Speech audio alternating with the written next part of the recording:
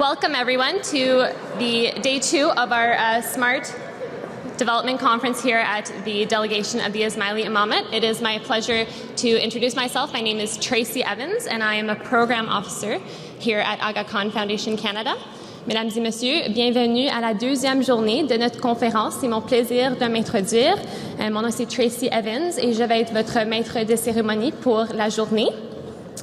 I think we got off to a great start yesterday, and I'm very excited to see a nice full room once again today. Before we get started with the exciting agenda that we have today, I did just want to talk through a couple logistics and housekeeping items that will make today run a little bit smoother for you. If this is your first time at the delegation, welcome. Just wanted to point out that the washrooms are right around the corner here. For today's session, we are using 3 different rooms. We are in the atrium right now, where all of the plenary sessions will take place. And then when we split into parallel sessions, you will either be in the library, which is the glass room right behind us. We also have the seminar room in the back corner, and then we will be using the atrium as well. We do have translation services available, so if you did want to hear sessions in French, translation will be available here in the atrium, and you can see the front desk right there to get headphones for the translation. Wi-Fi is available throughout the building, so you don't need a username or password, just sign on to the DIIA network and it will be readily available for you. We do have 2 exciting features about the conference that I wanted to bring to your attention as we get started. You may have noticed we've got our Youth Voices walls that will be displayed throughout the conference. So we've asked young scholars and academics from the Global South and here in Canada 3 different questions as to what they think the important linkages are between higher education and development. And we're really excited at the responses we've received for them and hope that you'll take the time to look at what they have to say and maybe find some inspiration from their comments in your conversations today. We also have a Twitter wall, so this conference is very active on social media. We encourage you to be as well. You're welcome to use the hashtags SmartGlobalDev and DevIntelligent to join us online and bring the conversation outside of the building as well. For the sessions taking place in the atrium, you may have noticed we have wireless microphones on your table. So we will obviously be opening up our sessions to questions and answers and encourage you to participate. They're wireless, so you can share them across the table, and when using them, you're asked to press the right button to make your comments. I think very bad things happen if you press the left button, so don't test that.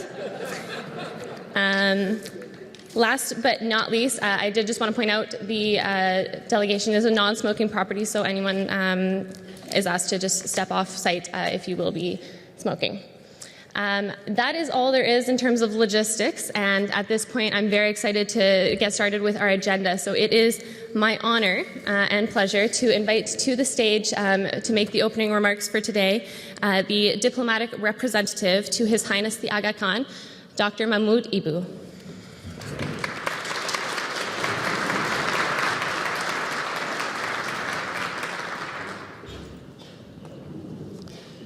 Good morning. Minister Bibeau, Excellencies, ladies and gentlemen, bon matin et bienvenue. That is the extent of my French. Everything else will be in English thereafter. On behalf of the delegation of the Ismaili Imamat and my colleagues at the Aga Khan Development Network, I'd like to welcome all of the delegates that are here today from the 20+ different countries for this Smart Global Development Conference. Yesterday, with the Governor-General, I think we had an exhilarating start. I think the Governor-General is very passionate about this particular subject, and between him and the outstanding panel that we had yesterday evening, I think it sort of set a tone for deliberations, for innovative thinking, for, in this space particularly, open thinking, which is what this space was designed to achieve. You might wonder why the Ismaili Imamat and the AKDN has had an enduring interest in education. The notion of the search for knowledge and its application for the benefit of people and the improvement of quality of life has been an ethical principle that has been part of the work of the Imamat for centuries. Yesterday, Dr. Lebel, you mentioned or asked a question about Al-Azhar. It was, in fact, founded in 970. So it is the oldest university in the world. And it was, in fact, founded by His Highness's ancestor way back in Al-Qahira, which, as we know today, is Cairo, Egypt. At that time, the Muslim world, the Muslim societies were at the vanguard of knowledge production, the Dar al-Ilm, the Center for Knowledge. And in keeping with this notion of knowledge production, knowledge creation for the benefit of people and their quality of life, that is what today is driving much of the work of the Aga Khan network. I would say to you, in contemporary times, His Highness, with his focus on education, has established 2 universities, the Aga Khan University, the University of Central Asia, that spans Central Asia, South Asia, Sub-Saharan Africa, and Europe, and is part of a network of educational institutions that go from early childhood through primary, secondary, and tertiary institutions.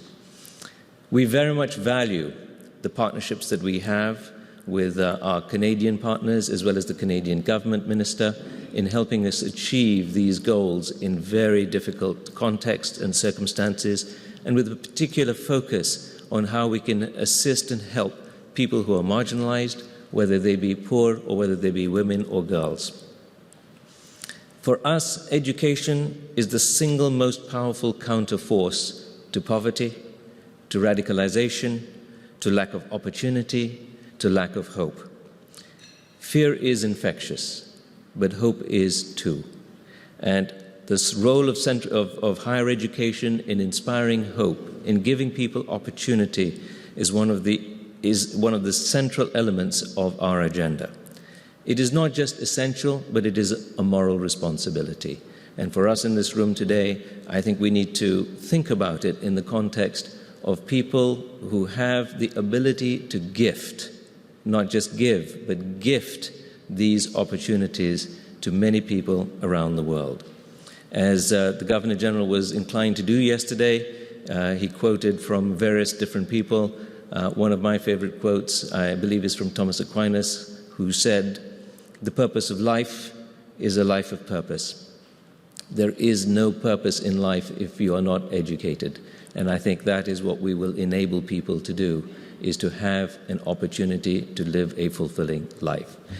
I would like to now introduce the president of the Aga Khan University, my colleague, Firoz Rasul, to introduce Minister Bibeau. Thank you.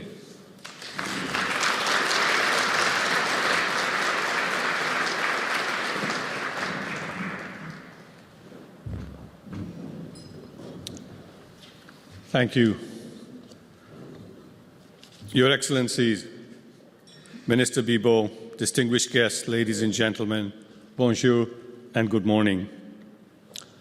As the President of the Aga Khan University and as a proud Canadian, I'm doubly honored to be here to learn from all of you who have joined us for the Smart Global Development Conference. At the outset, I'd like to acknowledge the generous financial support of the Government of Canada through Global Affairs Canada, which has made this very important event possible. The support has enabled the 3 conference partners, the Aga Khan Foundation Canada, Academics Without Borders, and the International Development Research Centre, to gather some of the brightest minds and accomplished practitioners in the field of higher education and in the field of development. It demonstrates Canada's commitment to bring innovation and learning to address critical challenges facing our world more effectively and more sustainably. That support also reflects Canada's long history of investing in the establishment of strong, sustainable, permanent institutions of higher education as essential to effective development, policy, and practice. Over the last 3 decades, Canada and the Aga Khan Development Network have collaborated on efforts to expand opportunity and to improve the quality of life in some of the most fragile regions of the developing world. Higher education institutions in Canada, Africa, and Asia have been central to those endeavors in the fields ranging from health and education to public policy and governance and to agriculture and climate change. The Aga Khan University, or AKU, is a testament to that long-standing commitment. And to cite just one example, beginning in 1981, before the opening of the school, Canada provided critical early support to the Aga Khan University's School of Nursing in Pakistan, in partnership with McMaster University. That strategic partnership had a transformative effect, demonstrating development impact far beyond the campus walls. Give you some examples of that. The impact was on the quality of nursing education in institutions across Pakistan. Until then, Pakistan did not have an undergraduate program in nursing. It was a vocational field taught in hospitals. We were the first university to be able to offer this program, and it was only possible because of the support of the Government of Canada and, at that time, McMaster University. It had an effect on the delivery of healthcare, because the standard of the healthcare system in Pakistan was dependent upon the quality of nursing. And the quality of nursing at the time this university was created was extremely poor, and through the teaching hospitals that we created to train nurses not only in classrooms but also in the wards was enabled by this support that we got. And then finally, and not least, was on the status of the nursing profession, which was largely dominated by women. So it also had an impact on the standing, professional standing of women in society, in the family, in the community. And you can see the impact of this one example of collaboration that then rippled right through the society in Pakistan. And today, the quality of healthcare in Pakistan has improved greatly. And I can say that the rock that was thrown in the water started with the Government of Canada, McMaster, and the Aga Khan Development Network. And I hope that this conference we will be seeking such examples or such collaborations in other places as well. And those gains over time have not only expanded beyond Pakistan, in Pakistan, but also beyond Pakistan. Other regions where that knowledge was applied includes Afghanistan and East Africa. Again, Canadian support from the government, from individuals, and from a wide range of Canadian higher education institutions has been integral to our university's expansion to new geographies and new fields, its ability to innovate, and its ability to sustain development gains. Madame Bibeau, since you represent the Government of Canada today here, thank you. Merci. The Aga Khan University is grateful for these many years of support that we have received. Together, I believe we have shown how thoughtful investments in high-quality institutions, strongly rooted in the developing world, but equally connected to the global knowledge society, can become permanent sources and resources for development. These institutions can turn knowledge into development results, and because they have a generational horizon, they sustain impact well beyond a typical project cycle, becoming critical ongoing resources for the countries to achieve their most ambitious development aspirations. The Aga Khan Development Network has such conviction about the role of higher education institutions in development that we are embarking on bold plans for expansion. In the coming years, the Aga Khan University will establish faculties of arts and sciences in Pakistan and East Africa, as well as a series of graduate professional schools, bringing world-class quality and international standards to the key professions essential for the future of the developing world. In addition, the Aga Khan Development Network is also in the midst of establishing a new University of Central Asia. I can certainly say that the support from the Canadian institutions will be critical to our success.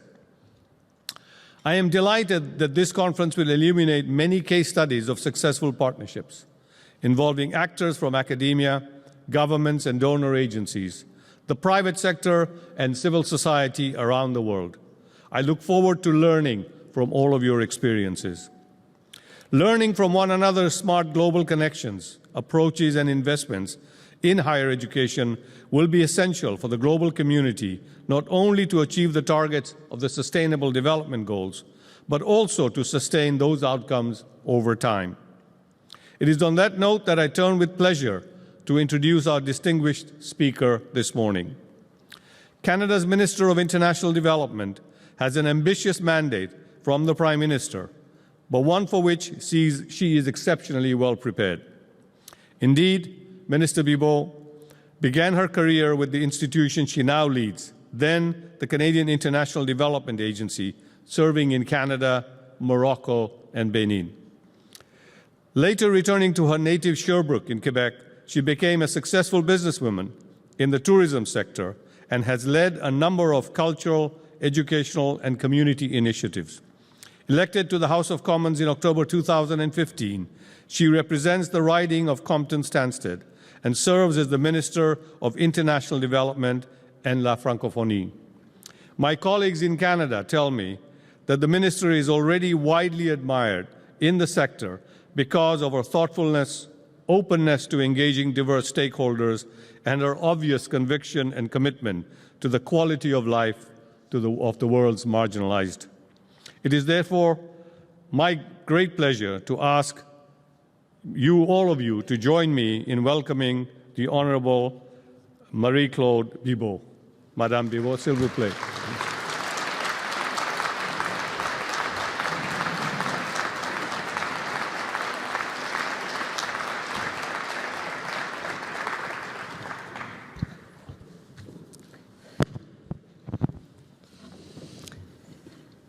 Good morning, and thank you for this very kind introduction.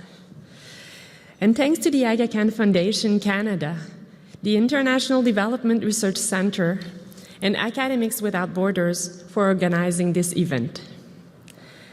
As I look over the audience of delegates and speakers from all over the world, I can see how education touches all of us and holds a light up for more meaningful and positive prospects for boys and girls, and young women and young men around the world.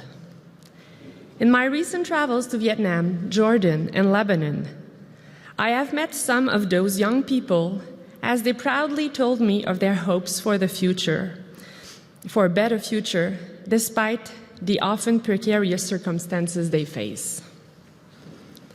All of you in this room, from governments, civil society, academia, and the private sector, will be part of finding the innovative solutions and approaches that will open doors to higher education for young people like the ones I had the privilege of meeting. They are counting on our shared commitment. Youth are important to the Government of Canada, both at home and abroad, and need to be involved in discussion that shape the future, their future. So let me take a moment to acknowledge youth delegates here today and to call on all of you to involve young women and young men in your discussions and decision-making.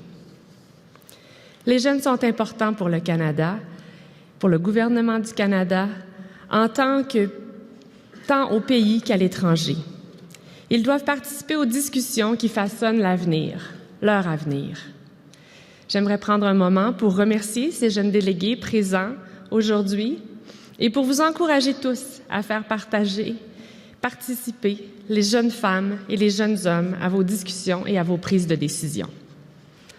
I am so impressed by how many Canadians volunteer time on development projects, whether out of interest or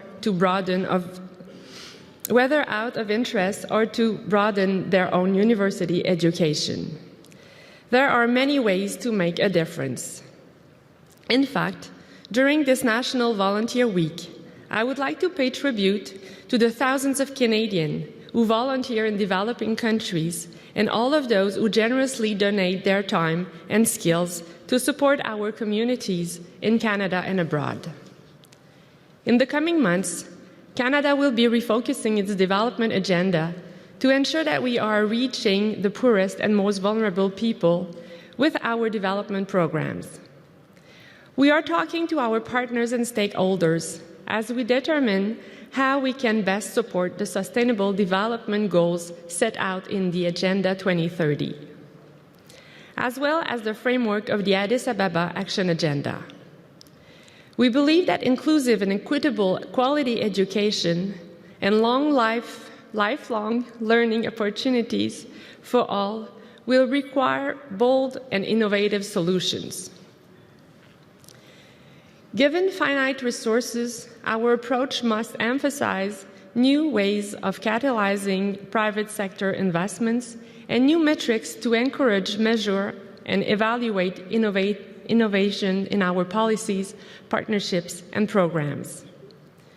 We want to foster the most efficient and effective solutions to address the 21st century development challenges, but make sure that those solutions are grounded in evidence and data. We will be open to taking some risks if it means delivering better results in alleviating poverty. For all those involved in education, it means rethinking how programs are conceived and who is involved in their design and implementation. Canada welcomes the shift in the Sustainable Development Goals to a focus on quality education and not just access to it.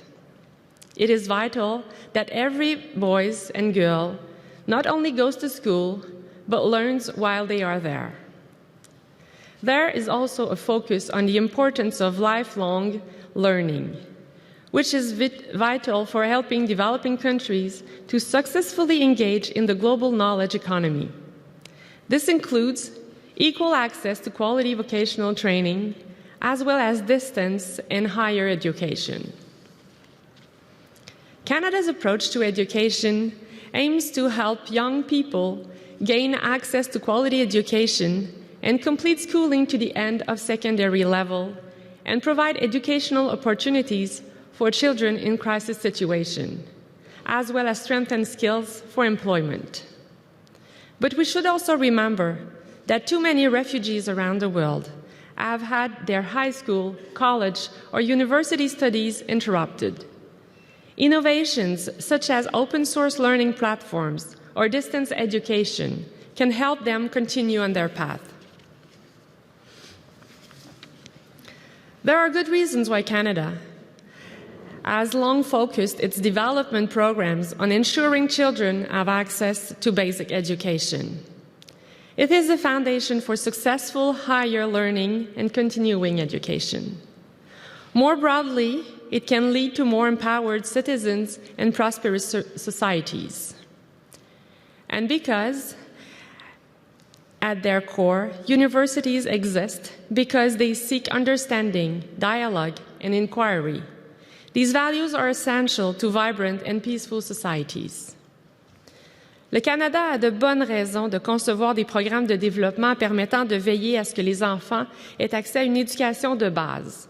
C'est le fondement d'un apprentissage continu et d'un enseignement supérieur efficace.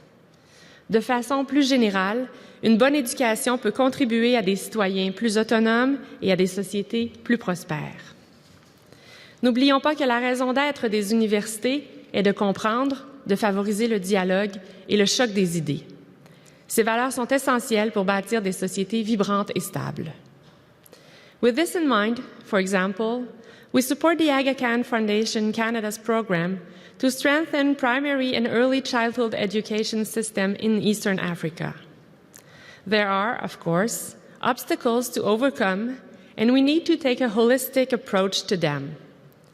In many places, without appropriate toilets and wash facilities in schools, girls face additional barriers to attending class and performing well in school. This is why Canada is a lead donor in projects such as UNICEF's Water, Sanitation, and Hygiene in Schools for Girls program, which addresses feminine hygiene management so that more girls have the opportunity to complete primary school and enter secondary school. We need to consider not only how we work, but with whom we work. By fostering innovation partnership with civil society, academia, and the private sector. We can establish innovative solutions to address significant development challenges. We must ensure our efforts to support primary, secondary, and higher education contribute to national education systems. These partnerships need to extend to quality vocational skills and leadership training, distance and adult education, and access to information and communications technology. I would like to invite you to consider during this conference how we can break down silos between institutions and practitioners to better facilitate lifelong learning. We also cannot forget the children and youth who live in conflict zones and face even greater obstacles. Since 2014, Canada has provided funding for education and child protection through UNICEF's No Lost Generation initiatives, which aim to reach at least 650,000 children affected by the crisis in Syria and Iraq. At the upcoming World Humanitarian Summit in May, Canada will be advocating for children who live in conflict zones. We should still have safe access to good quality education. Half of the world's out of school children are living in conflict zone and fragile states. Training teachers by providing access to online advanced programs and improving the ability of university to deliver quality teacher training can build portable teaching capacity in areas affected by conflict and fragility. Beyond basic education, our programs also emphasize skills for employment, especially for women and youth. Some of our projects focus on building the capacity of training systems in both formal and non-formal sectors, including vocational training in developing countries, and we also focus on matching programs with opportunities in local communities. In Senegal, for instance, through colleges and Institutes Canada, we contribute to strengthening the professional and technical training capacity of the Ministry of Professional Training, Learning and Crafts, with 12 Canadian colleges, institutes, and cégeps, and Senegalese education institutions. Roughly 13,500 students will benefit. We are also working with Digital Opportunity Trust, along with Mozilla and MasterCard Foundation, to help 200,000 young people in Ghana, Kenya, Malawi, Morocco, Rwanda, Senegal, Tanzania, and Zambia to develop job and entrepreneurial skills using technology. There will be a growing demand for innovative vocational training, as well as international education, and Canada is well placed to help meet these demands. This is why Canada is a strong supporter of the Commonwealth of Learning, an organization that helps governments and institutions expand quality of learning by using new approaches to open and distance learning. For example, they use open, distance, and technology-based education in some countries of Asia and Africa to prevent child, early, and forced marriage. Their low-cost mobile infrastructure is at the heart of this innovative approach. Canada is proud to support university partnerships, including links between Canadian institutions and those in developing countries. The fundamental mission of universities and colleges is to prepare the next generation of leaders, citizens, and change agents to tackle the social, economic, political, and environmental challenges facing our world. They also advance development through research, monitoring, and impact assessment, as well as engaging with communities and adding to economic development. For example, through the United Nations University, we contribute to a project that focuses on water and food security. It examines how to reduce water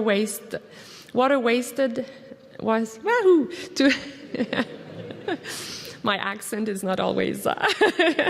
Okay, let's try it again. It examines how to reduce water wastage in agriculture from field to fork. This research will increase to economic and nutrition results from each drop of water and be valuable in addressing this intersection between climate change and sustainable development. Canada also has a long history of providing support to the Aga Khan University, beginning with the role of McMaster University in setting up AQE's School of Nursing. Support to facilitate university partnerships in continuing through our strategic partnership with the Aga Khan Foundation Canada. In general, academics, universities, colleges, and think tanks can make significant contributions to advancing the Sustainable Development Goals. Smart global development means we have to think of new ways to encourage countries to advance their own development agendas. We are constantly being challenged to do more with scarcer resources. But money alone can solve all development challenges. Ideas are needed too. Développement mondial intelligent signifie que nous devons réfléchir à de nouveaux moyens d'encourager les pays à faire progresser leurs propres programmes de développement. Nous sommes constamment mis au défi de faire plus avec des ressources plus limitées. Mais l'argent à lui seul ne résout pas tous les problèmes de développement. Il faut aussi avoir les idées. I see this conference as a wonderful opportunity to improve the synergy between academics, the private sector, and development practitioners. Given the wealth of experience and expertise of the participants gathered here, it is also an occasion to look for ways to integrate innovation in a more systematic manner in how we tackle education. Your collaboration will be critical to the evidence-based development we want to see, and to capturing the impact of development efforts as well as results. I would like to extend an invitation to all of you to share any recommendations generated through your dialogue here today. I wish you a productive session and will be taking an interest in the outcomes of this conference. Thank you.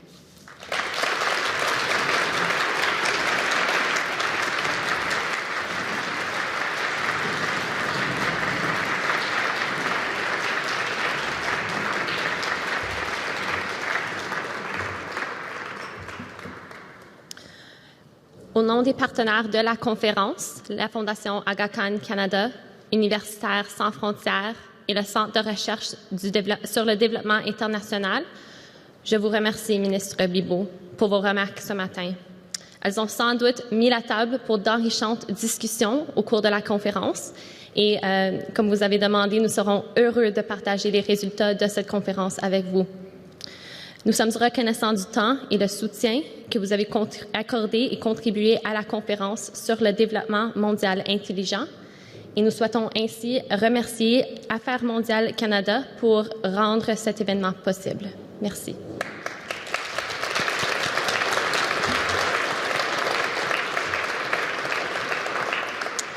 We are now ready to turn to our first panel of the day, Smart Global Connections. And I would therefore like to invite to the stage our distinguished panel, moderator Paul Davidson, who is the President of Universities Canada.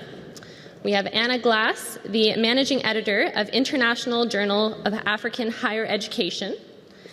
Firoz Rasul, the President of Aga Khan University. Orazio Bellatini, the founder and executive director of Faro Group in Ecuador, and Samuel Pierre, a professor from École Polytechnique de Montréal. Please welcome to the stage.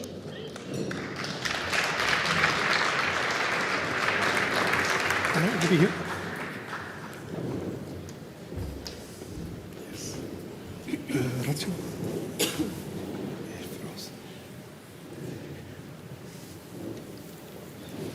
Well, good morning. Bonjour tout le monde. Ça me fait grand plaisir d'être parmi vous aujourd'hui. I'm so excited to be here this morning. I want to thank the Aga Khan Foundation for convening this group.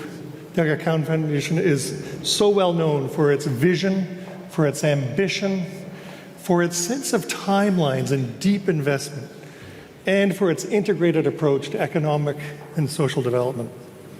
I also want to thank the IDRC for being a partner this morning. They bring the power of knowledge to bear on the most challenging issues facing the world. They work in deep collaboration and enduring partnerships, and Canada's universities value that partnership. And I also want to thank Academics Without Borders. Let's face it, in the development world, the pendulum swings. And for the last 15 years, I'm not saying 10, for the last 15 years, the emphasis has been on primary and secondary education. And Academics Without Borders has kept a spotlight on the importance of tertiary education and strengthening tertiary education systems around the world in partnership. For our international guests, an exciting time to be in Canada. Let me point to three quick things. And for the Canadians, be listening carefully as well. Because last July, it was announced that research done in collaboration with Southern partners, funded by IDRC, funded by the granting councils, contributed to the development of the Canadian vaccine to address Ebola. It's known around the world as the Canadian vaccine. It's 100% effective.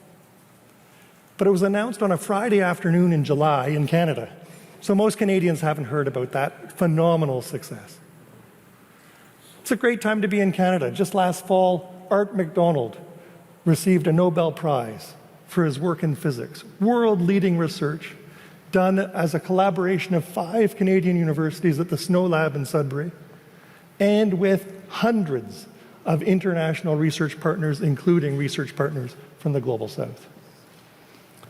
And the third reason it's an interesting time to be in Canada, an exciting time, is that we have had a federal election.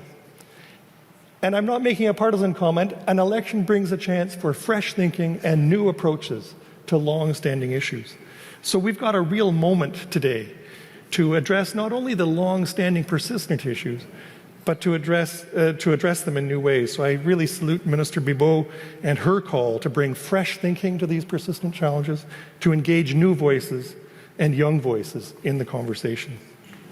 We have a very, not only distinguished panel, but accomplished panel this morning. And we have 2 very direct questions. They are, what are the ways in which universities in the Global South contribute to sustainable, inclusive, social and economic development?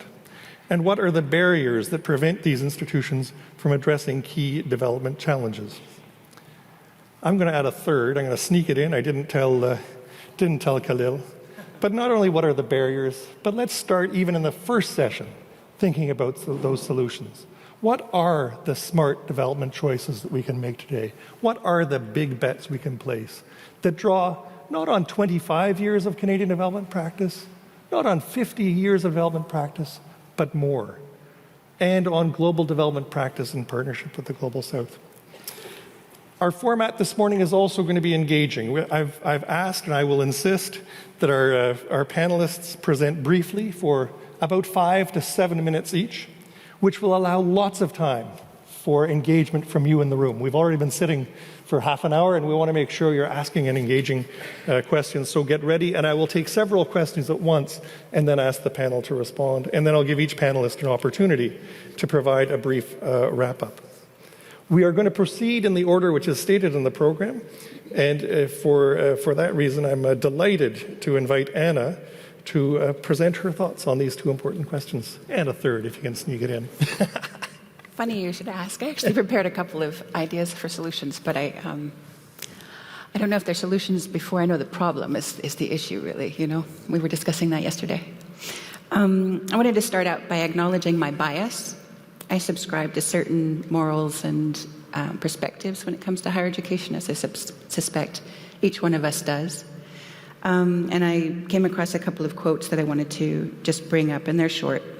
There's the longest tenured president of Yale University, Richard Levin, whose name might ring a bell or two in this room. generally considers liberal education as the source of Americans' creativity and which contribute to our country's soft power.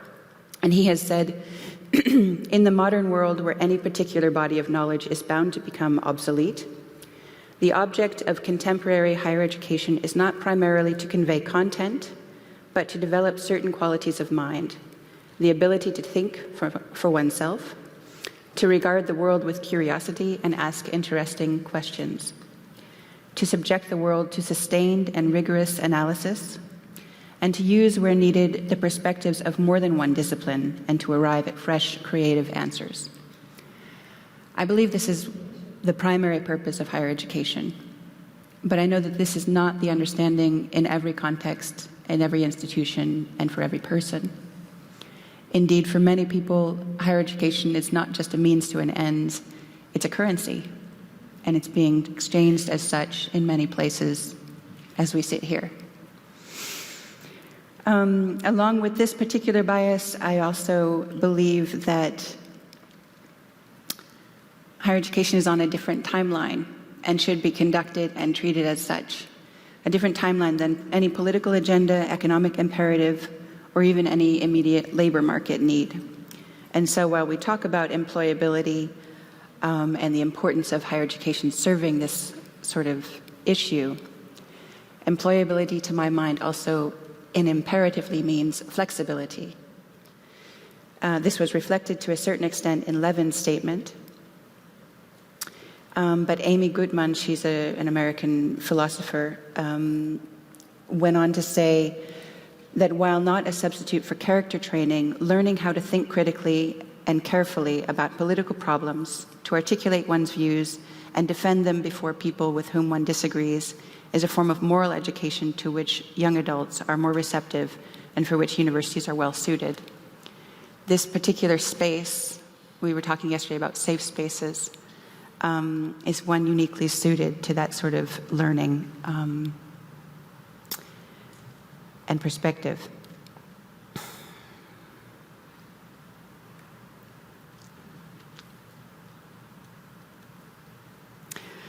I knew I would do this. I have them in the wrong order, but I'll go on with the quote just to finish that up. Universities serve democracies best when they try to establish an environment conducive to creating knowledge that is not immediately useful, appreciating ideas that are not presently popular, and rewarding people who are and are likely to continue to be intellectually but not necessarily economically productive. In any case, the link between employability, flexibility, and safe spaces for real dialogue and critique, not criticism, but real critique of the spaces around us and the world around us, of us, ourselves, and of the other, as we may define that. I think this is part of the university or the higher education's mission. When it comes to the university's contribution to sustainable development, particularly in developing nations, I'd like primarily to address the barriers. And I know that this is a negative place to start, but we were very positive yesterday, and I felt good about that. And we've been quite positive coming in this morning. So I think we can handle a little bit of negativity. I think we're all pretty well aware of many of the barriers, and I want to outline several just to get the conversation started. But I also would like to go into a little bit more detail and more sort of at the human proportion rather than talk about harmonization and immigration and corruption and nepotism. These are words that we are so easily distanced from. It creates a bit of a barrier itself, just the vocabulary. So I want to talk about when we think about barriers to higher education contributing to development, I want to talk about the need for a context of security and consistency. We here in this country and in the country I come from, we exist within a state that we take for granted. This is a place where laws are upheld, where they're consistent, where bribery is pretty well frowned upon, where nepotism, all of these words that I've just come up with that I wanted to avoid, they do exist, and I don't pretend that we're in any kind of perfect state, but there is a consistency. And in a state that is not strong, the instability on the human level in a person's life of working and living and continuing to uphold any kind of institution in a system that does not provide strength and encourage trust. It's almost inconceivable for us to really comprehend. And it's something that I think that we overlook from this particular corner of the world. But we're in a very privileged position. So the need for a strong state, which helps prevent personal and often immoral priorities to take precedence. And this isn't something that we can control within higher education, but I think it's something to acknowledge and be aware of. We spoke yesterday a little bit about brain drain, and I want to go into this a little bit further, just to make the point that it's not simply people who are being educated that are being drawn away. It's an entire philosophy that is being encouraged and promoted, not just through the media, but if we think about what young people want to do and aspire to be, and I'm not talking just about people who watch MTV because they want to be like rock stars, but all of those values and mores that are promoted and transmitted from generally the West, the North, to the South. It changes values, it changes priorities and traditions among people of different cultures and contexts.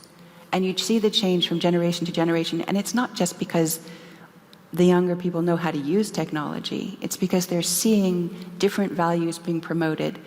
And while there can be very much good in that, and I am a supporter of girls' education and opportunity and chances, and I'm a beneficiary thereof, my issue is not with eradicating tradition.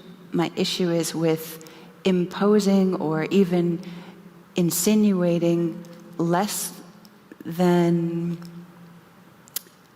exemplary examples into contexts that are already unstable, into contexts where they simply don't fit in, and where they do cause a lot of problems and issues because they clash. They aren't presented, as was discussed yesterday, with respect and with attention and sensitivity, because it's being delivered through mediums that no one can control personally. This sort of influence, while not always negative, but I'm focusing on the negative, does contribute to the brain drain in terms of establishing ambitions and ideas and generations of people who really just, would like to live in a place where electricity is consistent, where there's a television in every room, where they might just own their own car. The sorts of things that you can see others have, you can see it so readily now, whereas before it was harder to know the difference between your circumstance and another's. Now it's much easier, and it's easier to want and to believe that you need things that were never needed before, and would probably be a nice addition, but may not fit in comfortably with certain contexts. We also spoke yesterday a little bit about returnees, so that brain, rather than brain drain, but brain circulation. And this is something that I take great hope in, where people who have left their home countries have started to return, have brought back their knowledge and their experience and put it to work specifically for the purpose and intention of helping and improving their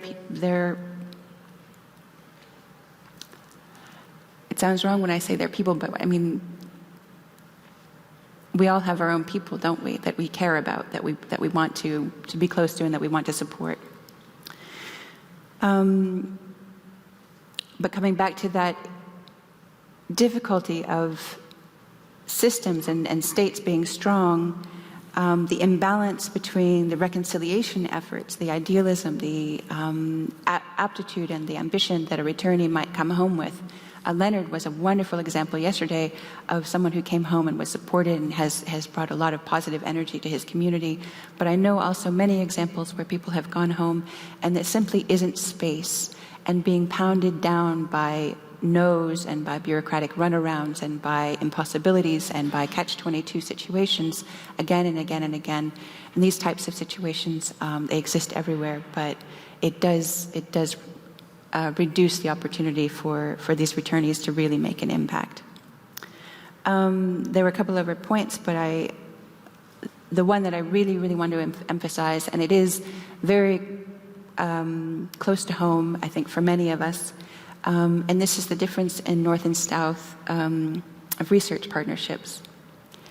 And the example of the Canadian, you said it was the Canadian... the vaccine? The vaccine, which I'm assuming was a research partnership. Mm-hmm. That's a positive one, and I think for everyone it is.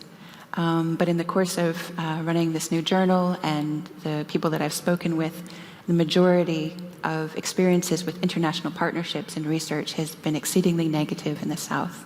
Not because the effort hasn't been made, but because the research agenda, the priorities, the topic, the data collection methodology, the results, the ownership, these have all been to the advantage of the North, to put it very mildly.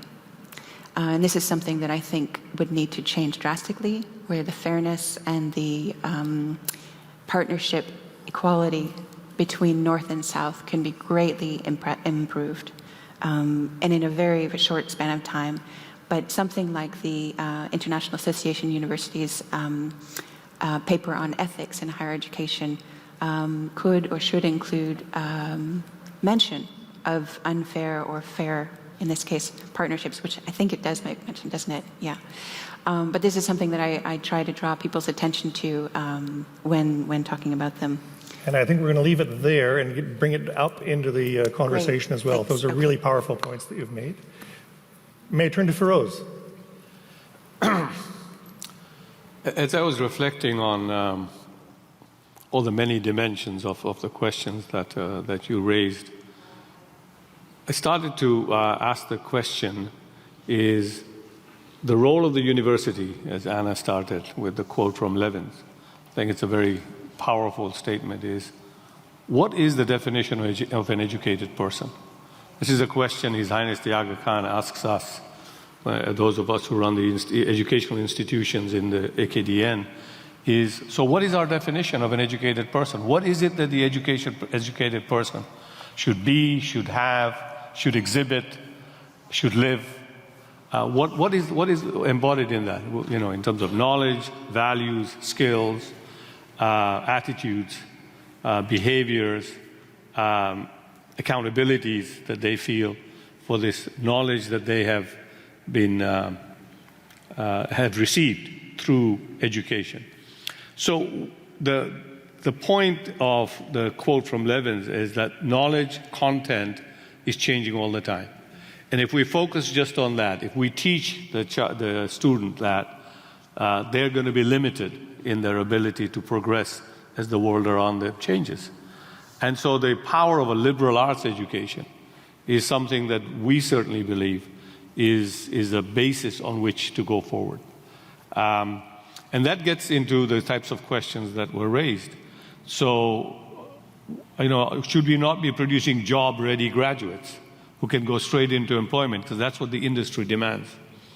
And the industry complains that we have lots of graduates who are not employable because they don't have the necessary skills or attitudes and so on.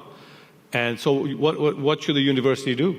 And the university, particularly where we work in the developing world, in the global south, as we're defining it here, that problem is even more acute, is how do you make sure that the graduates that you're putting out are going to be ready to contribute to the society, which is the point of this question, is what's the role of the university and through its graduates and other programs in creating development for society. So this question has multiple dimensions. The first question is, just the presence of a university creates huge economic, social, and cultural development. And this is forgotten. And in fact, His Highness the Aga Khan reminded us of this, because we were in a debate with a government in one of the countries in Africa, who were giving huge incentives to people who were going to invest $50 million in an industry or in some sort of an investment. Whereas where we were trying to establish a new university, we had access to none of those benefits. And so we actually did a study of the economic impact of a university, and many universities in Canada have done that. But I'm familiar with one, which is the University of California in San Francisco, because they're one of our partners. When we looked at their study, this was 2012, the last study they did. This university, which is only a health sciences university, it only teaches health sciences subjects, puts $10 billion a year in the California economy. 10 billion, okay? It's not just a number of employees. I mean, we can go through all of that. And when we started to look at the impact, economic impact, just because that's what the government wants to talk about, and the economic development of a town, a city, a country, universities are huge contributors to that. And that's often not understood. And I'm not even counting the skills that we develop, the capacity of the people, that's the multiplier effect of that, and they spread the knowledge and they work for other institutions. So that's one aspect of it. The other aspect of it comes from how do we work with the society around us. And the question comes, again, staying with economic and social development, is the problem that's happening in many parts of the developing world is universities are expanding. They're putting out more graduates, and they're putting out more unemployable graduates. So that's not the solution. And you've got private universities, for-profit universities, not-for-profit universities, public universities providing free education in the morning and charging in the afternoon. I mean, there's all sorts of combinations now in parts of the world where we work. And so the question is, just adding another university is not going to solve the problem. And often this debate between quality and quantity comes about. And it's the quality of education for development that I don't think is enough attention, in our experience, in our opinion, enough attention being addressed to that. It's how many students can we graduate? And, you know, I don't want to pick on anybody, but the World Bank is one of the worst culprits of this. The first question they will ask us is, well, how many students are you going to produce? Well, we said 1,000. They said, are you kidding? We just worked out the cost per student, and it's some colossal number. I mean, if you had 10,000 now, maybe we would talk about that. There was no conversation about what those 10,000 students were going to do and if they were going to be gainfully employed or contribute anything to society. That is not a question we ask.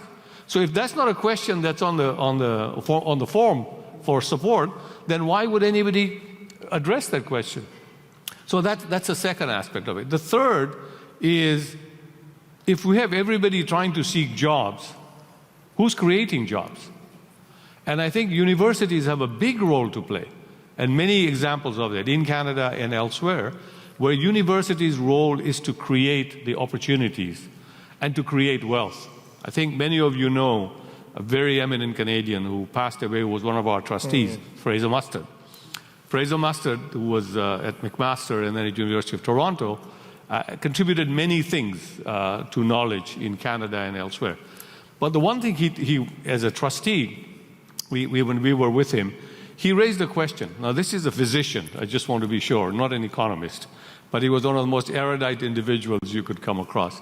So he says, you know, we need to talk about creating for our students to think about things that they will do for the country. And the university is one where the thinking takes place. He said, we only create wealth in 4 ways. You either invent it, you mine it, you grow it, or you build it. Everything else either supports building of wealth or distributes wealth. So banks don't create wealth, they move it around. Governments don't create wealth, they distribute wealth, if you like, from taxes. Lawyers, doctors don't create wealth, they support those who create wealth. Okay? And so he said, if we have too many of the supporters and facilitators, where's the wealth coming from? Who's creating that first wealth? And that was the question he was asking about, even about Canada at the time. This was 20 years ago when he first started the question. And he asked us the same question and said, if you are in a country and you are responsible for creating graduates and faculty and research who are going to help the creation of wealth, what role does the university play in that? And I don't think that question, it's only when people like Fraser who sit you down and say, now look at this problem in this particular way. The other two things that I would add is, and it was mentioned yesterday, that a university that doesn't solve the problems of the people within which it lives is going to completely lose its role, its prominence, its contact, and its importance. The word ivory tower university has come up many times. And one of the things certainly in the Aga Khan development for us, the question is constantly asked of us is, so how did we change the quality of life? You see this expression a lot within the AKDN. It's about the quality of life of the people within whom we work or we live. And if we didn't impact their quality of life, either their income improved, their health improved, their opportunity improved, and so on, their housing improved, the water, the food security, whatever it is, if we didn't help solve a problem that improved the quality of life, then our relevance to that country is something we need to revisit. We need to ask ourselves whether we are actually playing the role for which we were created. And that problem-solving question, I think, has to be a big part of whether we are contributing to development or not. Because if you're not solving the problem or problems of societies within which we live, then that's an issue that. And the last thing I would say, the question that comes up constantly, is how do we make sure that the knowledge that's created is distributed? Anna talked about the imbalance in the North and the South in terms of research partnerships and data and so on. This, I think, it needs to be addressed, is being addressed in many ways. The one thing, I mean, one of the things I remember, we were talking to somebody doing some clinical trials from North America, a pharmaceutical company, and we said, well, you know, why would you want a partnership with us? We know what we want out of the partnership. We want the knowledge, we want the drug, we want the experience, and so on. And it was very interesting. He said, you have the largest population of unmedicated people. He says, we can't find one in North America that is not on some form of medication or the other. We can't run drug trials to know the true efficacy of the drug because we don't know whether it's interacting with something else or not. So, you know, I mean, the countries where we are, huge populations that are data, sources. But as Anna pointed out, if that's all they are, then we failed. So the question is going to be, how do we make sure that the knowledge that is either created locally, resident locally, or comes from outside helps with the development of the country? I'll stop there. We're off to a wonderful start this morning, and again, I'm already reflecting that, of course, it's the critique of the Millennium Development Goals was about over there, and that now the new Sustainable Development Goals are about all of us. And the comments we've had thus far in the panel are absolutely relevant to the Canadian landscape as well, as we think about Indigenous Canadians, as we think about sharing of research, as we think about the questions of employability and other dimensions. So we're off to a great start. I'm going to turn now, if I may, actually to Samuel, because your presentation is ready to go on the PowerPoint, and there's a clicker there for you if you hit the green. Yes.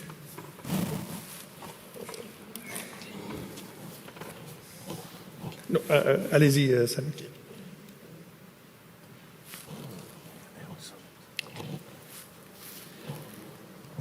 Alors, on avait à répondre à deux questions. Par quels moyens les universités des pays du Sud contribuent-elles au développement social et économique inclusif et durable? Et la deuxième question, quels sont les obstacles actuels qui empêchent ces institutions de relever efficacement les principaux défis du développement? Alors, pour répondre à ces deux questions, donc je vais faire état d'une expérience qui est en train d'être menée en partant du Canada, mais vers un pays auquel je suis lié, c'est mon pays d'origine, Haïti. Alors, le projet en question, c'est la création d'un institut des sciences, des technologies et des études avancées d'Haïti, qui est une façon pour les universités du Sud de participer au développement du pays.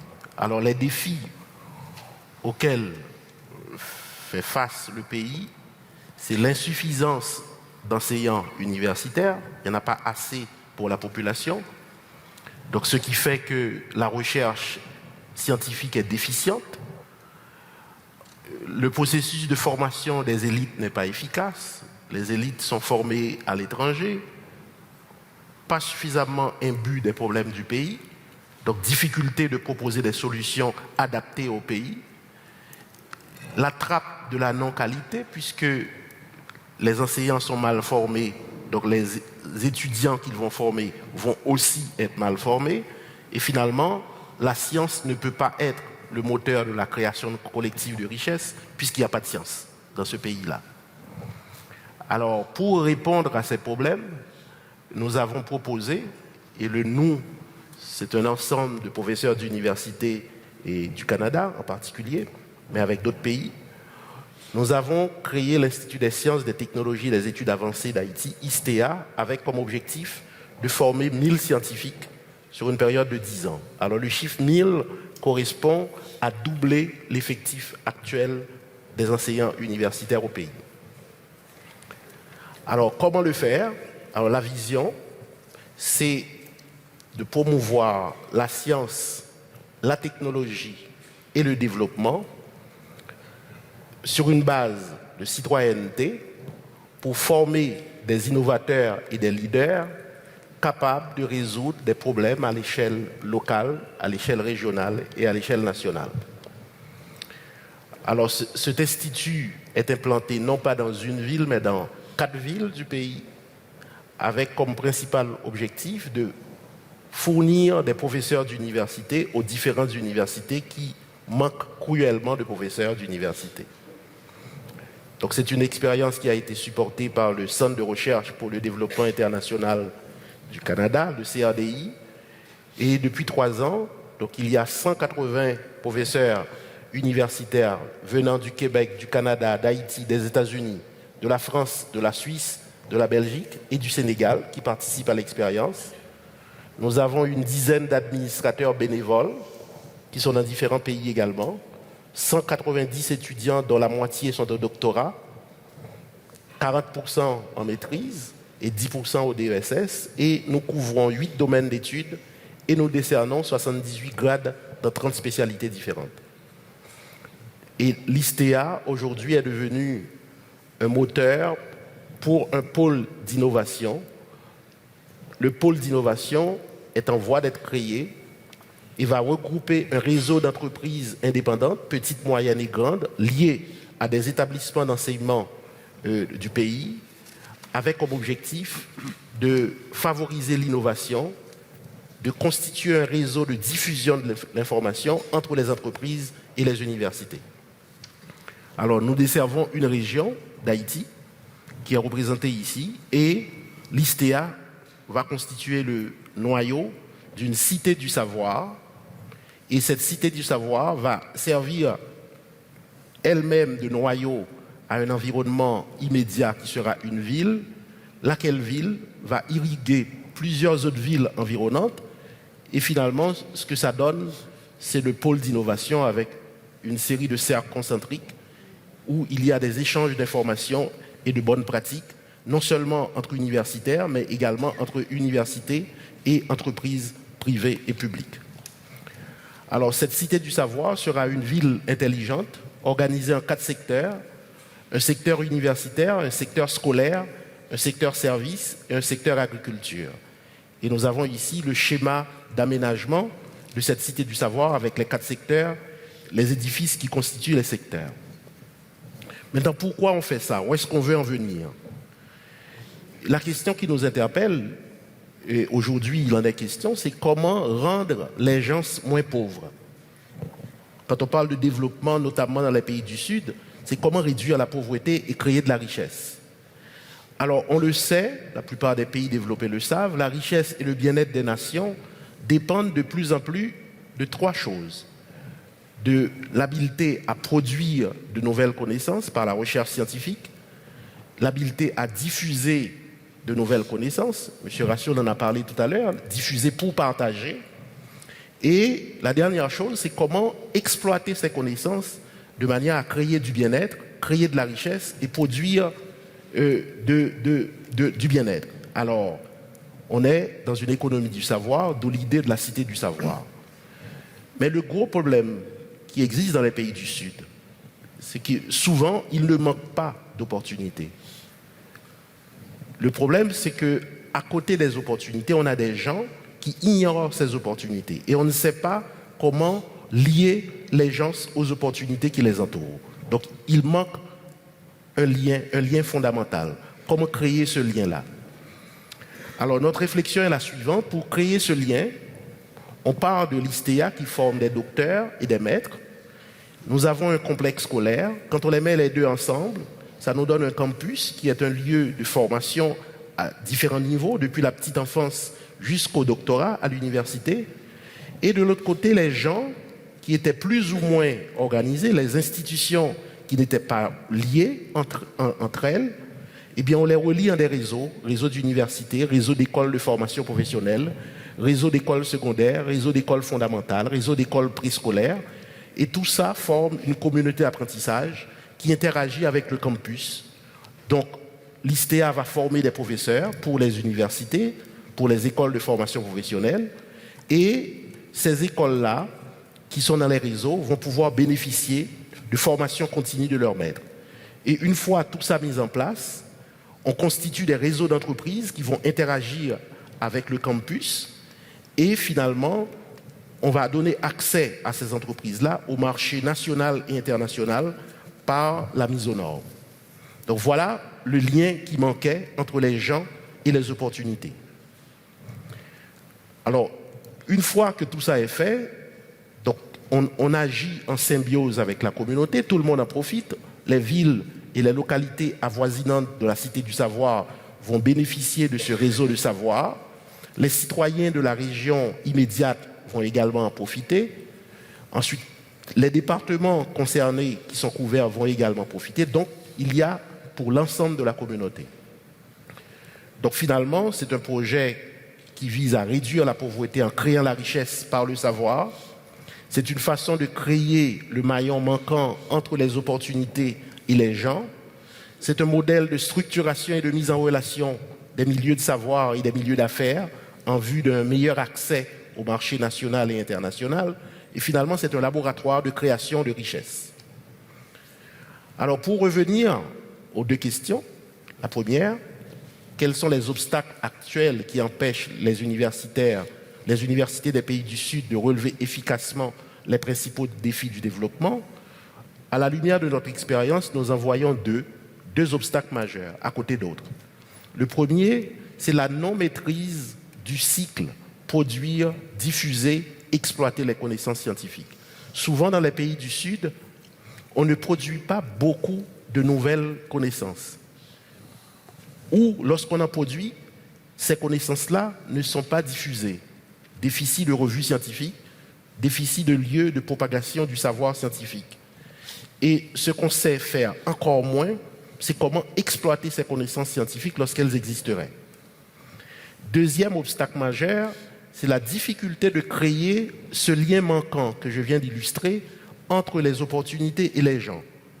Donc les gens sont là, quelquefois créatifs, innovateurs, mais il manque un accompagnement, soit du milieu en général, mais le plus souvent de l'État en question, pour permettre aux gens de développer leur créativité et leur sens de l'innovation.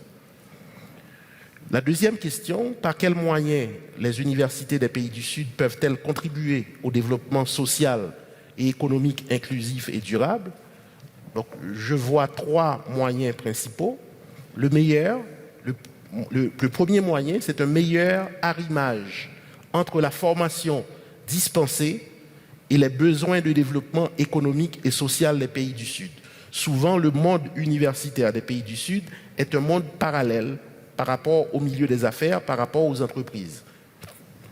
Deuxième moyen, c'est la mise en place de programmes d'aide internationale qui favorisent le développement et l'utilisation des compétences disponibles dans les universités du Sud.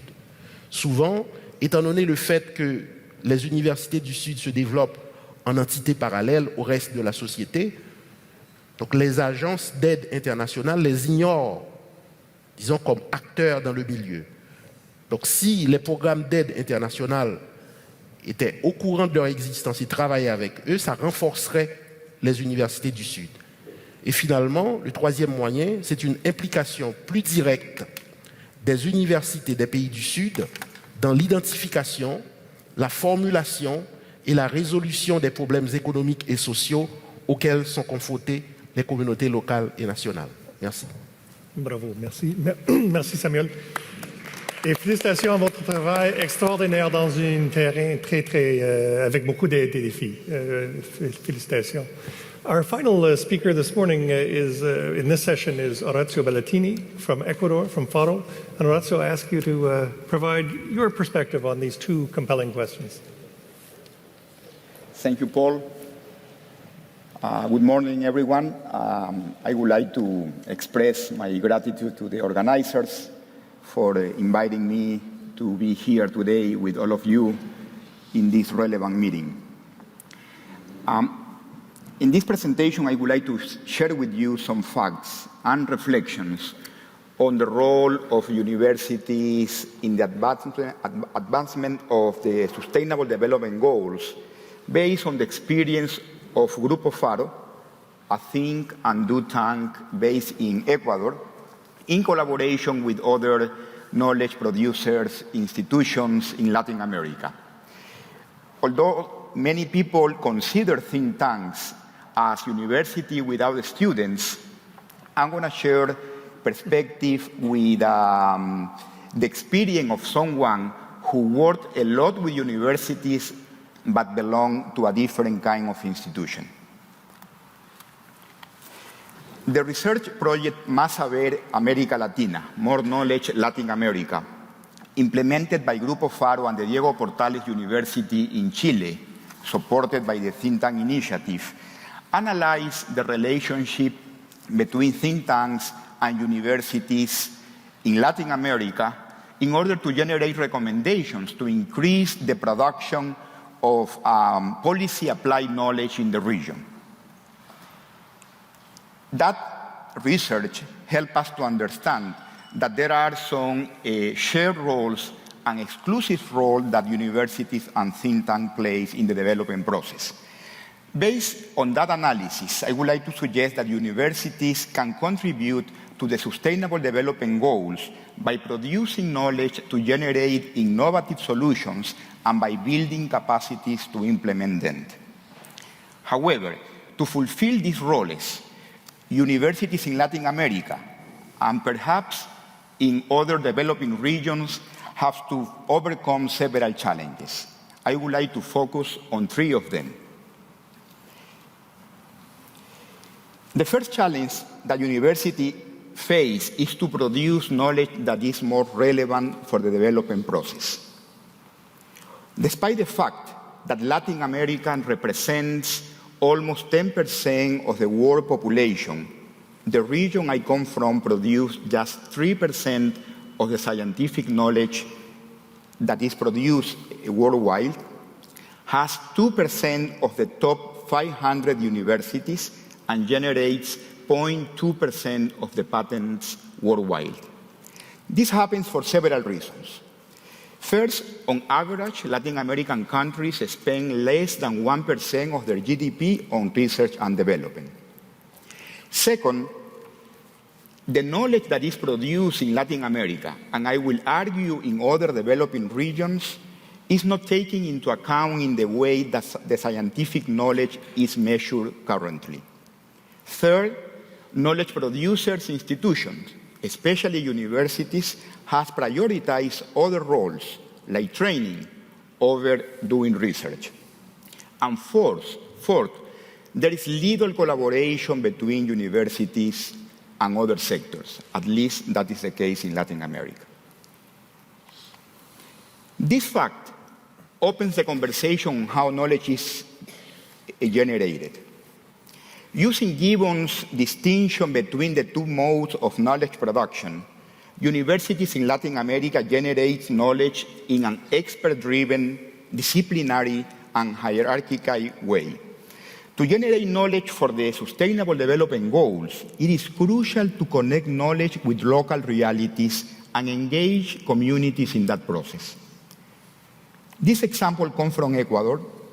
It's an alliance between think tanks and universities in my country in a project that was aimed to generate information on how long-term educational policies were implemented in different Ecuadorian provinces.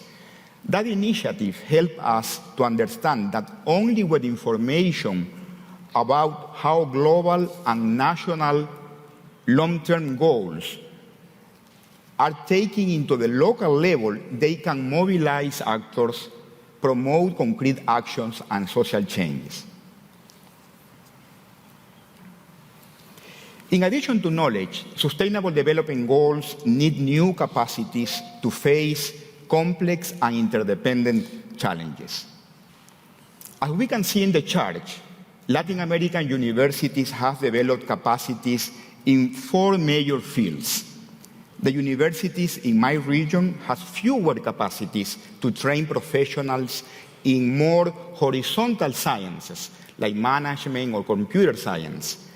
In addition, Latin American universities still focus on the traditional model of mastering a discipline and rarely combine this model with a more holistic that focus on questions rather than answers and prepare students to contribute with holistic solutions to problems faced by societies. It is difficult for universities to solve this challenge alone. So the third challenge for universities is to promote their capacities to collaborate with others. Sustainable development needs the existence of ecosystems that enable the coordination among different actors. In the research project that analyzed the relationship between think tanks and university, I mentioned at the beginning, we found that in Latin America, several countries lack this kind of ecosystems because of social fragmentation and political polarization. Universities could become plural space in which several sectors meet. However, universities in Latin America are still ivory towers isolated from society. So it is important for universities to become more innovative, transparent, and open organizations so they can play the role of becoming connectors and promoters of collective action. I would like to finish by sharing with you some final reflections and preliminary conclusions. The most effective way, we all know that, maybe the only way to promote sustainable development is by enhancing society's capacities to collaborate at the local, national, and regional level to produce, diffuse, and apply knowledge. In the case of Latin America, we need to enhance that capacity to collaborate both within the region and with other regions in the world. Universities are key to face that challenge. However, it's important to combine and to complement the traditional model with a more challenge-driven university model in which students, researchers, professors use a more interdisciplinary approach to solve problems, working in teams and with organizations in other sectors. The Sustainable Development Goals could provide a spur to the formation of a global network that connect minds around the world to solve global problems at the local level.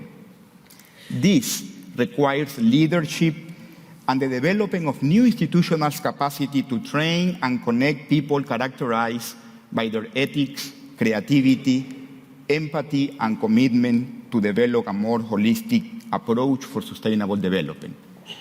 After all, university comes from the Latin word universitas, which means a whole. So universities can become the catalyst for change, not just in the academic sector, but in society as a whole. Muchas gracias.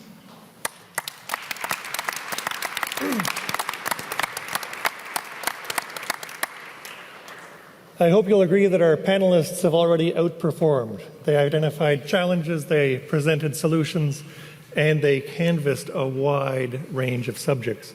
I am sure this room is febrile with questions.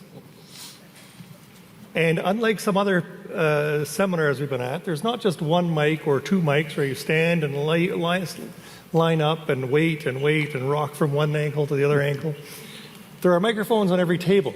This makes it easier for you, but a little more challenging for me, because I'm going to throw open the floor to questions, but you need to indicate that you're interested in asking a question so that our audio technicians can identify the table mic and turn it on. So, I see a question there, and I'm going to take 2, 3, maybe even 4 questions that are go, and then come back to the panel. I see 1, 2, 3 in that section there. We'll take those right now.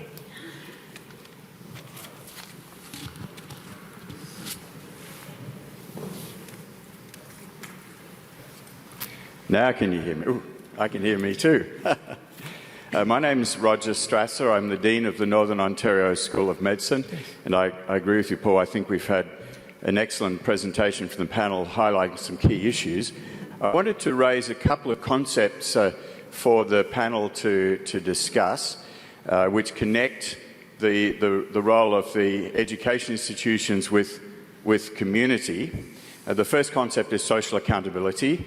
As I said, I'm the Dean of the Northern Ontario School of Medicine, which is the first medical school in Canada established with an explicit social accountability mandate. That's a commitment to be responsive to the needs of the people in the communities of Northern Ontario with a focus on improving the health of the people of Northern Ontario. So the issue of social accountability is that the education institution makes a commitment to devote all of its education, research and service activities to address the priority health needs of the community that they have the mandate to serve. So that's social accountability. The second concept I want to raise, I have just recently published a paper in the annual reviews of public health, and the paper is about rural health access and policy in developing countries. And I make the case in that paper that what we need now is an alternative international standard. So for health workforce education, medicine, nursing and the others, the current international standard is that the graduates have the skills and the capability to become interns in the teaching hospitals of North America and Europe. And so that's what they do. And so their degree is a passport out of the country. What we need is an alternative international standard where the standard is that the graduates have the skills and the commitment to provide care where it's most needed in the underserved populations of their own country. Thank you for those observations. And I saw another hand in this direction. Is that Paul Davenport? It is. Great to see you, Paul. I have a question for Mr. Rasul. I was greatly impressed by your remarks, sir. And I could ask 8 questions, but I'm going to limit myself to one on this issue of quality versus quantity that you raised. I was first a vice president, then a president in 3 large Canadian universities. Over 24 years, I put that question to ministers in Quebec, Alberta, and Ontario, never got a straight answer.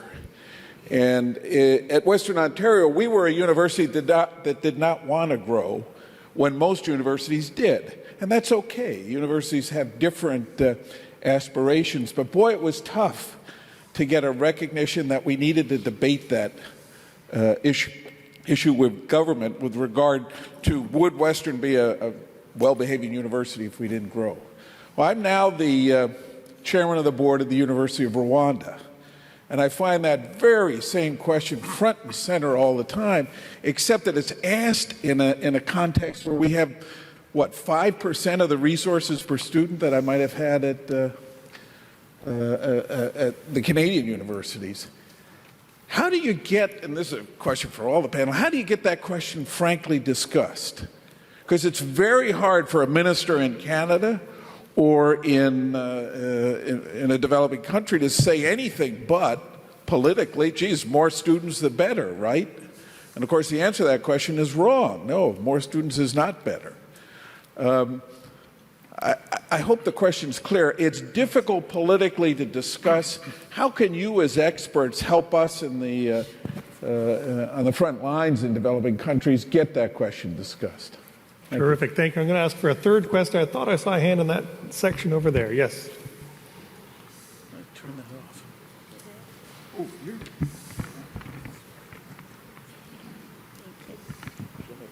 No, that's fine. I'm just kidding. Hi, my name is Marie-Claude. I'm from Senegal. I'm a PhD student in education at the University of Ottawa. And I just wanted to say thank you to all the panelists and also to Her Excellency Minister Bibeau. I think earlier she talked about youth in crisis, and that really resonated for me because I'm interested in refugees education, but refugees living in camps, not refugees in urban settings.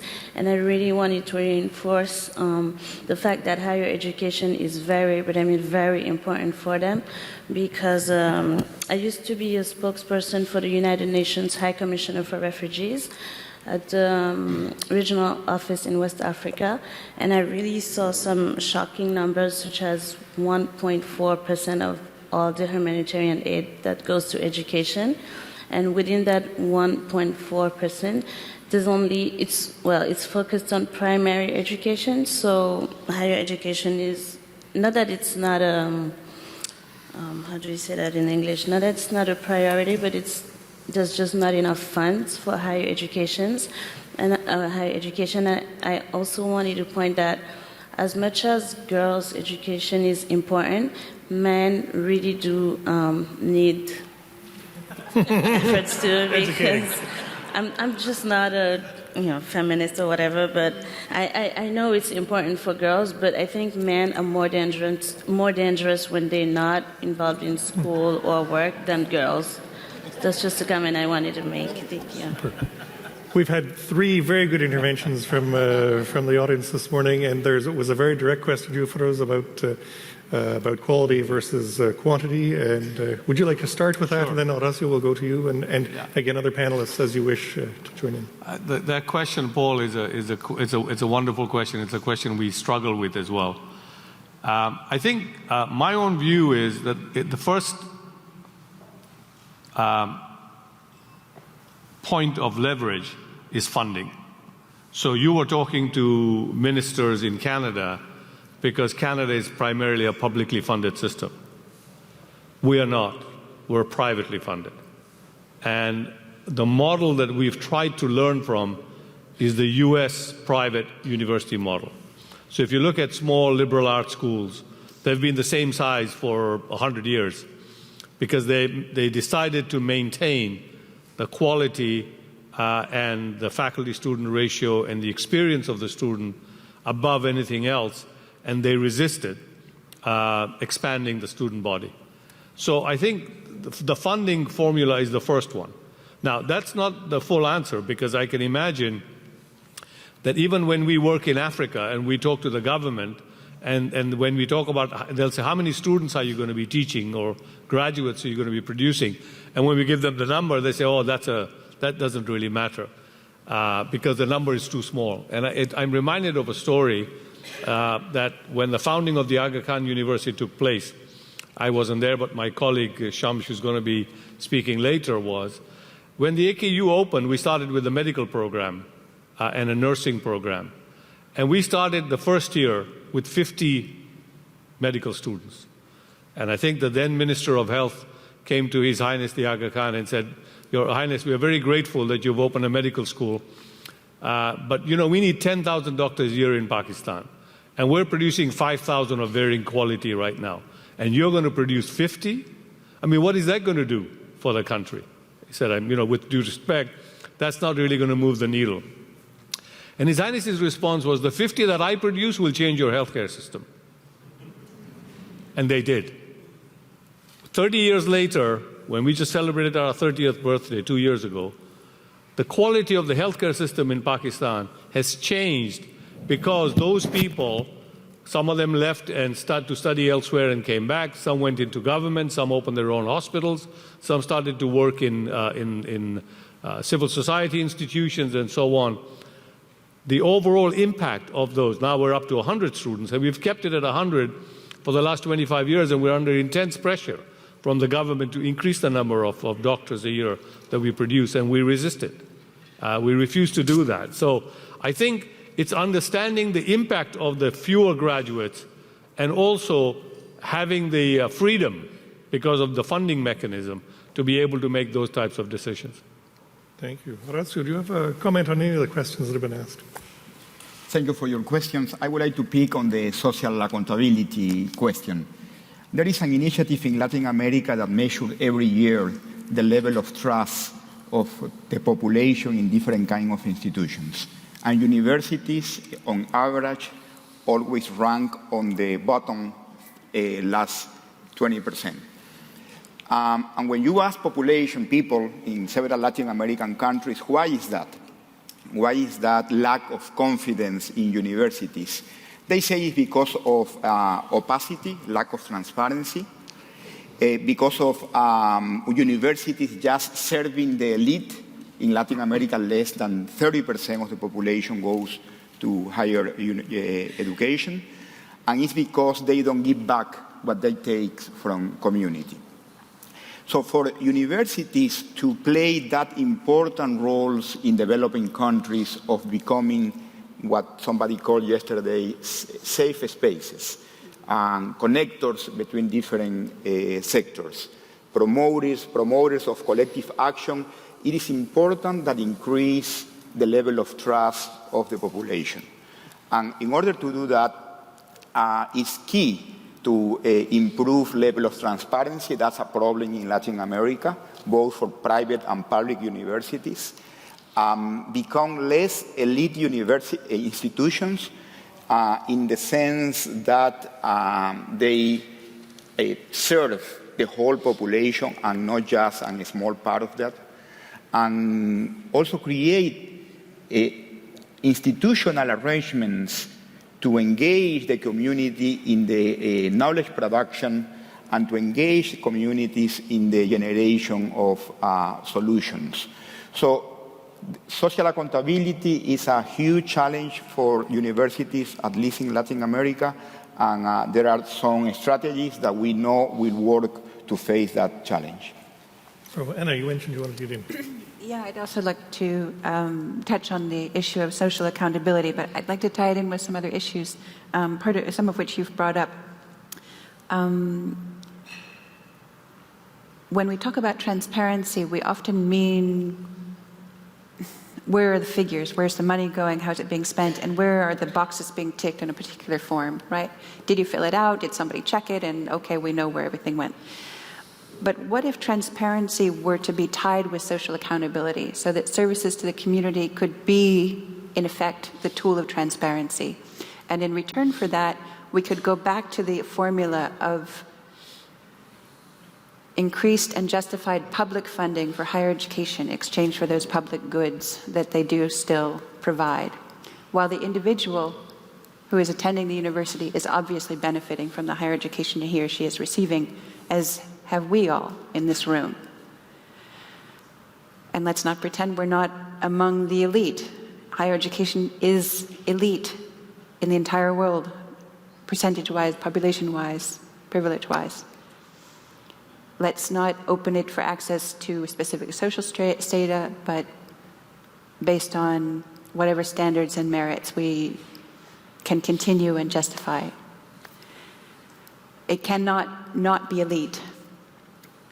But the public goods are also undeniable, and those public goods benefit everyone. And transparency about what those public goods are and what those benefits are would only increase understanding about what higher education does for the community beyond those individuals who attend. So I would like to talk a little bit about changing the model of both social accountability and transparency and connecting those two, and specifically with connecting them with more public funding, without necessarily losing that flexibility and autonomy that private funding seems to have brought about sort of by default. And just as a side note, we talked a little bit about brain drain, and the social accountability is part of it. But one of the points I really wanted to make this morning and missed was the abominably low salaries of academics and higher education professionals on both the research and especially the teaching side. And I think the teaching side is worth mentioning in particular. If I could just make a little example, there's been a certain regulation passed recently in Romania. It's just an example. It's not the only country. It happens to be an example where I know the figures. Because of the Bologna process and pressures and so on, the decision was made that anyone with the status of professor or associate professor was required to have a PhD. And so long-standing professionals who have been teaching at the associate professor level, but who do not hold a PhD, were automatically demoted to the title of lecturer, lectorat. And with this demotion in title came a reduction in the salary from, it was already a minimal salary of a couple of hundred euro per month. But the salary currently for the lectorat in Romania is the equivalent of 80 cents per hour. It's an hourly wage, and the hour is counted when you're actually in the classroom, not preparation, not work at home. And this isn't a livable wage. And regardless, these people don't have PhDs, they are professionals, they hold masters, they have been servicing the students and the universities they teach at for many years in many cases. What I'm trying to say is it's just one example, but by reducing the importance monetarily of our teachers and our researchers and other staff in the universities, we're reducing their social and their economic importance and impact on our societies as well. And we're also not attracting the very best that we could be attracting to form the young people coming through. Thank you, Anna. Samuel, avez-vous des commentaires? Oui, j'aimerais faire un commentaire sur la notion d'imputabilité, notamment dans les pays du Sud. Ici au Canada et dans la plupart des pays développés, le milieu universitaire est très structuré. Il y a des organismes qui supportent la recherche. Au Canada, il y en a plusieurs dans toutes les disciplines. Mais dans les pays du Sud, il n'y en a presque pas. Donc ça veut dire qu'on peut toujours être imputable, mais imputable de quoi? Parce qu'on ne reçoit rien en amont. Donc on ne peut pas être imputable puisqu'on n'a rien reçu. Moi, en tant que chercheur au Canada, je reçois mon financement du Conseil de recherche en sciences naturelles et en génie du Canada. Eh bien, je suis astreint à un devoir d'imputabilité. Je dois rendre compte de ce que je fais avec les fonds reçus du Conseil de recherche en sciences naturelles et en génie. Mais dans beaucoup de pays du Sud, il n'existe pas de soutien à la recherche. Alors, comment peut-on demander à quelqu'un d'être imputable de quelque chose qu'il n'a pas reçu? Alors ça, c'est un des problèmes majeurs des pays du Sud. C'est qu'ils ne sont pas soutenus par la recherche, donc l'imputabilité devient une question secondaire. That's a very good point, and I know Jean Labelle is listening carefully to and helping to develop research councils and research structures in the Global South to make sure there is a more balanced relationship and a relationship of accountability as well. I'm going to turn to this side of the audience now and see if there might be some hands for questions. I see one there, and one beyond, yes, and one here. Okay, we'll take those three now. So. Do I have the right button? I guess I do. My name is Bill Maddox. I'm from the University of New Hampshire in the States, the Carsey School of Public Policy. And this is actually a leftover question from yesterday, but I'd love to hear this panel approach it. We've heard a lot about online education, MOOCs, different tools for training young entrepreneurs. There's a lot of new technology being used for online education, so it's a real great promise in some ways. But we also have talked about engagement of universities and communities, the kind of experiential education benefits of students really being out there in the field, learning about what's happening and being connected to communities. So I just would be curious from the perspectives of the panel about what is the role of online education in higher education and development? What do you see as some of the benefits, and what are the kind of challenges we have to look for in using this technology in the developing world? Perfect, thank you. And I saw a question behind you as well. Yes. Sure, good morning. Suzanne Johnson with Dalhousie University, Faculty of Agriculture, and the manager of our International Projects Office. My question is actually in complement, looking at adult education.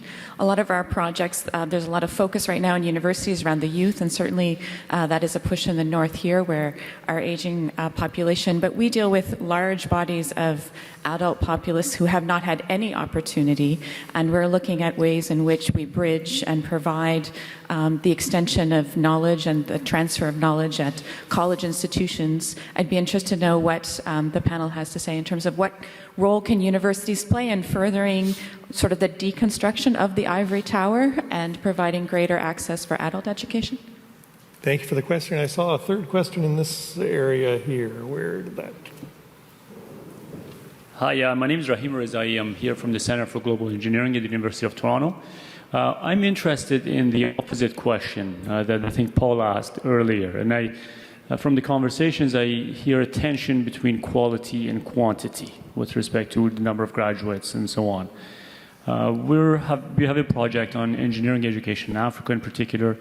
We know that Africa presently suffers from tremendous lack of engineering talent, and that trend will only grow with urbanization. Okay, so depending on whose numbers you believe, the forecast is that Africa will be, in just a matter of a few years, by 2030, 2040, will be missing 1 to 2 million, potentially more engineers. Okay, so if we are to be focused so much on quality, which I agree is essentially important, how do we address this quantity issue, right? How do we have a chance of meeting that need in Africa? And if so, how can we get there? Thank you.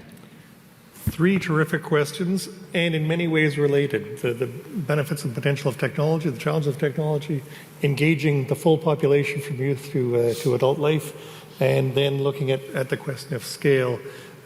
I throw it open to this panel to land very quickly and well. Firoz, do you want to have another go at this? Sure. I think I'll start with the question on online. Our experience in Africa, in East Africa, initially was very patchy, as in we failed. We had a really difficult time in running online courses, and partly because our faculty wasn't ready, because they thought online and face-to-face is the same. You use the same teaching materials and you use the same books and so on. I mean, nothing could be further from the truth as we found out. We also felt that, the students would be equipped to do that, but the schooling system doesn't allow them, doesn't give them the foundation that then enables them to continue to do that. And the last piece that we take for granted here, they don't have electricity.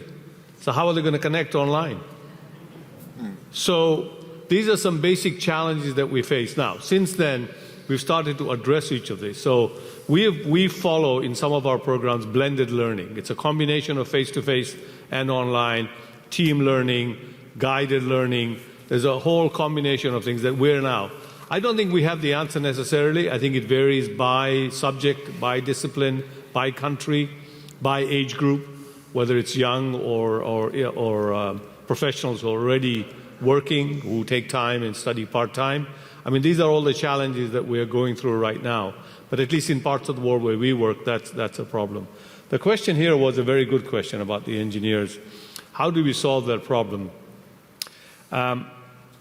I think one of the questions that we have to ask is, the local universities are producing lots of engineers. I'll take the example of Kenya.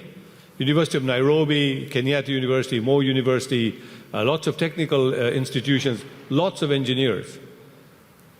We had a building designed for the university, and we used one of the local engineers who would design the electrical system. And when we actually looked at it, it was dangerous.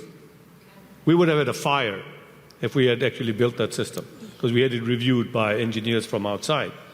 And the question we have to ask is, in response to your question, is that what we want to continue to do?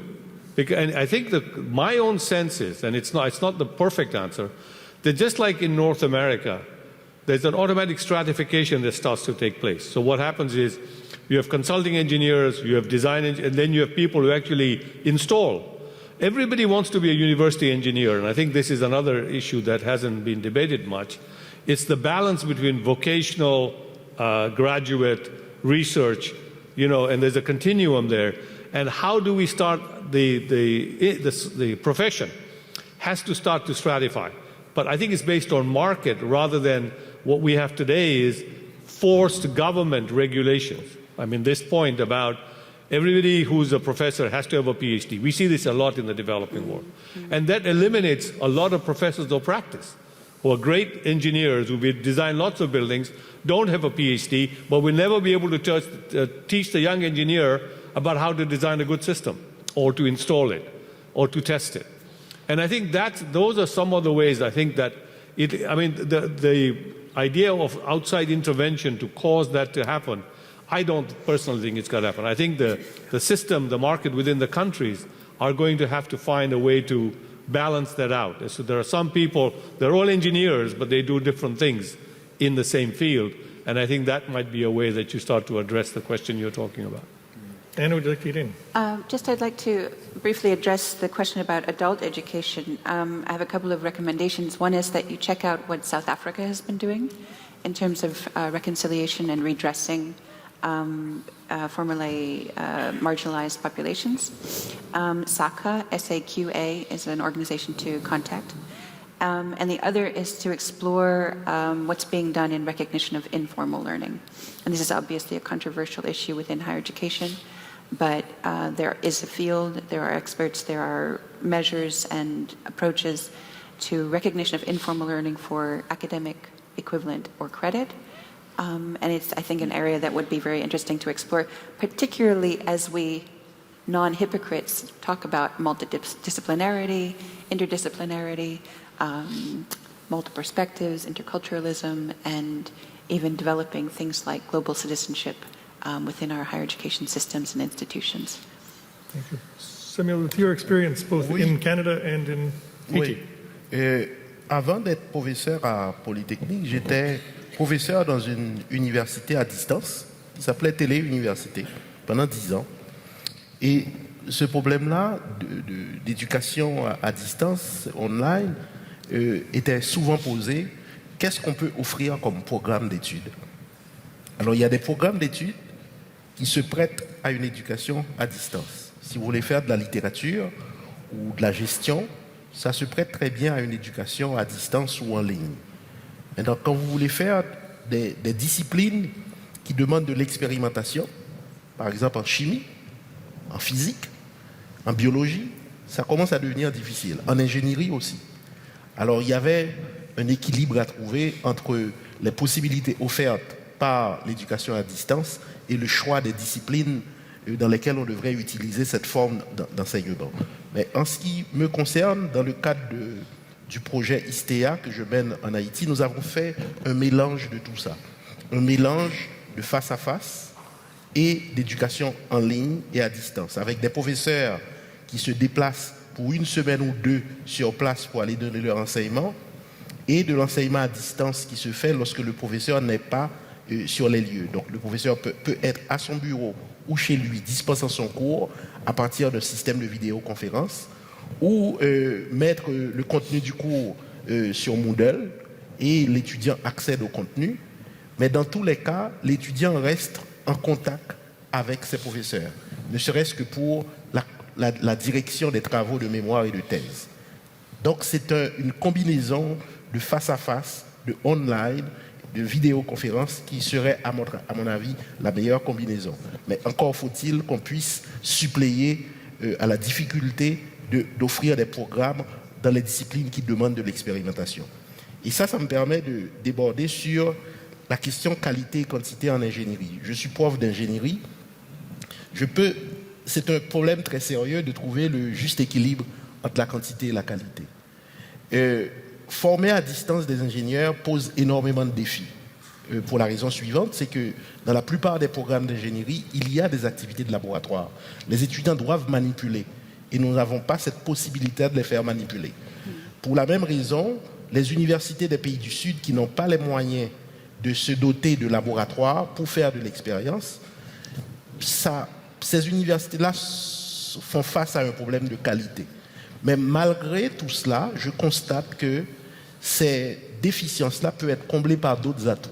Je reçois des étudiants qui viennent de pays dans lesquels il n'y a pas beaucoup de laboratoires, mais ces étudiants-là ont une bonne capacité conceptuelle.